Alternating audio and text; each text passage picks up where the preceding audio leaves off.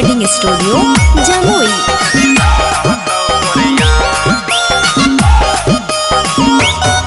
तो जाना बे करही छौड़ी हमें करही प्यार तो चल जैबी ससुरवा कैसे रहतौ तोर यार।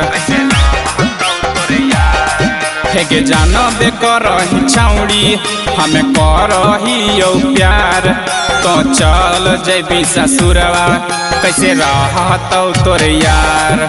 चल हो जैबै गे छौड़ी दोनों मिली फरार तो चल जैबी ससुरवा कैसे रहतौ तोर यार।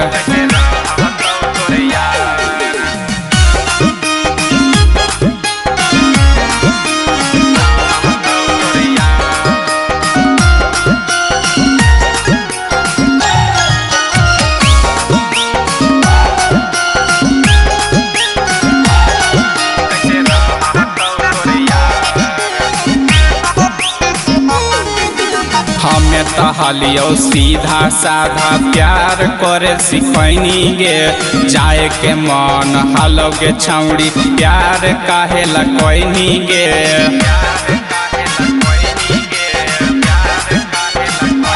हे गे हमें तहलियो सीधा साधा प्यार करे सिखैनी गे जाए के मन हलोगे छौड़ी प्यार काहे लगैनी गे। हेगे सच बतिया बोले छौड़ी की हो तोर विचार तो चल जैबी ससुरवा कैसे रहतौ तोर यार। तो जाना बे करही छौड़ी हमें करही प्यार तो चल जैबी ससुरवा कैसे रहतौ तोर यार।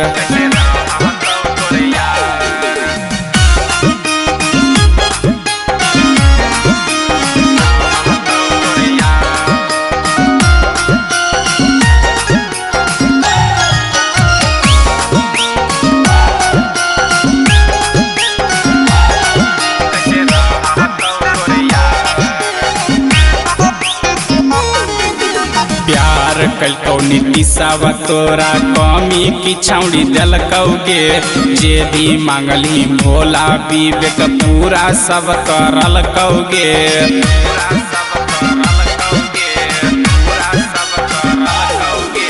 प्यार कलकौ शैलेंद्र राज कमी की छौड़ी दिलकौगे जे भी मांगली रोहित विकास पूरा सब करलकौगे।